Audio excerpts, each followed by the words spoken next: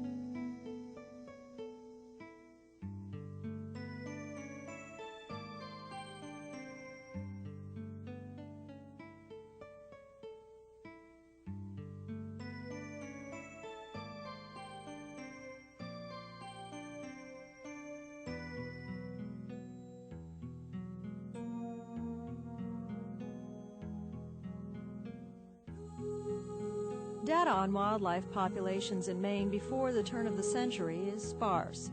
Native Americans were first to name many of the 6,000 lakes and ponds. Most watering holes were named for the animals that frequented them. Today, the names give a lively picture of the wildlife that once thrived here. The list is long. There are 26 bear islands, 22 ram islands, 18 duck ponds, 18 moose ponds, and 14 trout ponds. There are 14 hog islands, 25 beaver brooks, 13 bear ponds, 12 otter brooks, and 12 seal coves. Not to mention, but we will, there are 13 fish ponds, 13 otter ponds, 13 sheep islands, 24 beaver ponds, and 11 hedgehog hills.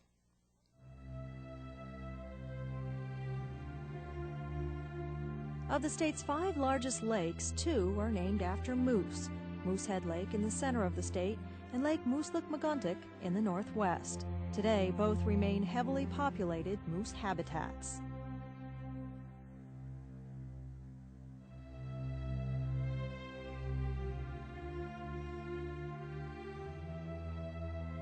Moose are attracted to fresh water because of its underwater vegetation. Plant species like water lilies and pondweed are favorites.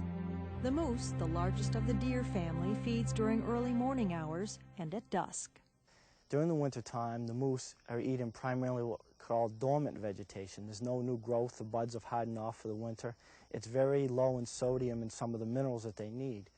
So these small boggy ponds, which have the aquatic plants, the emergent plants, and the submerged plants, are also important habitat type during the mid to late summer.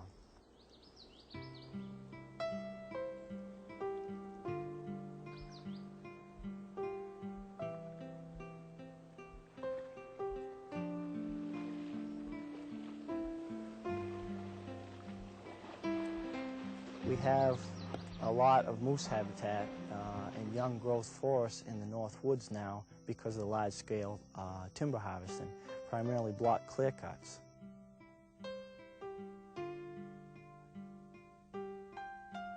I don't think we're in immediate danger of losing the species in the state of Maine because there's a long-standing tradition with timber harvesting in the state of Maine, and the northern third represents a very huge industry in the state and in the world. As long as the spruce fir northern hardwood forest is being cut and managed so that there is some young growth forest coming back to regenerate that, moose will always be here.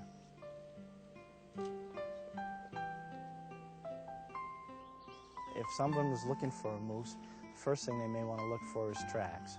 Being the largest member of the deer family, their hooves are larger than a domestic cow, so they're very obvious when you cross them in soft mud, sand, and especially in the snow during the wintertime. If you're going to be riding along some of the old dirt roads where the timber harvesting occurs and you're looking for moose, if you see one on the edge of the road, slow down, come to the side of the road, get out of your vehicle easily, but stay near your car. Don't follow the moose. Don't encroach on his space. They need that space to feel comfortable. But take your pictures at a distance if you could. Even though they seem docile, they still can be dangerous at very close ranges with their feet.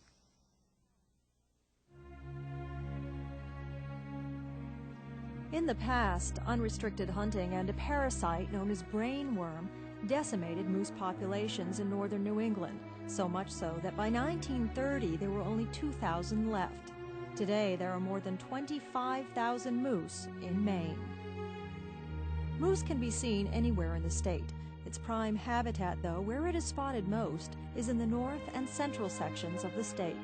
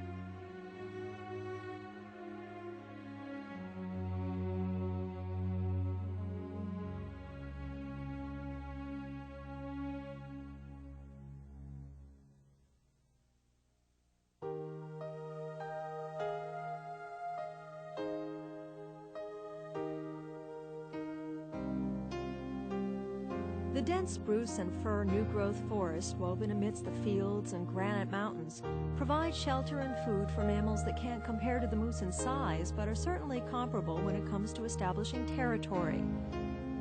The black bear, bobcat, coyote, and fox have all established ranges, and their populations remain strong, although they are all difficult to see in the open. The white-tailed deer, like the moose, is another beneficiary of selected forest cutting. For several years, the regrowth provides plants and trees for grazing.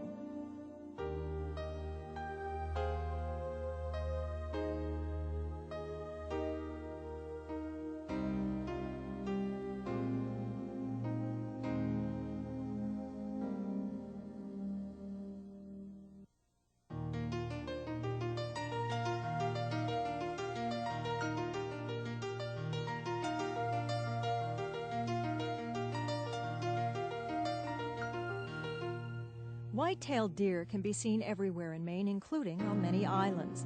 They prefer to feed in fields and meadows at dawn and at dusk. During these times, they are often seen watering along the edge of ponds, lakes, and rivers.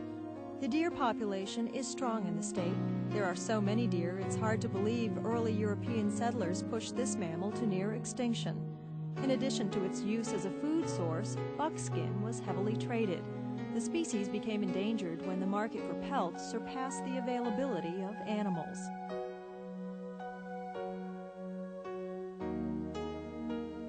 To bring the species back, laws were introduced to manage hunting seasons.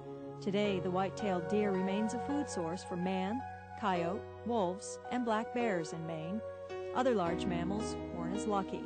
The woodland caribou and gray wolf were hunted to extinction.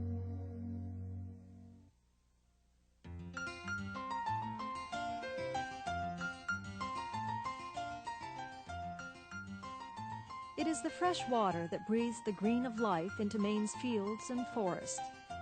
Rivers rush the state from Canada, while a steady average rainfall of 44 inches a year fills the ponds and streams.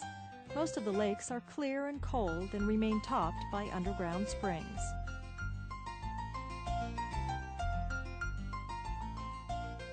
Where it is not confined, Maine's water escapes, careening down granite riverbeds into the vast expanse of a piece of America that remains wild. The rivers of this state provide life and opportunity.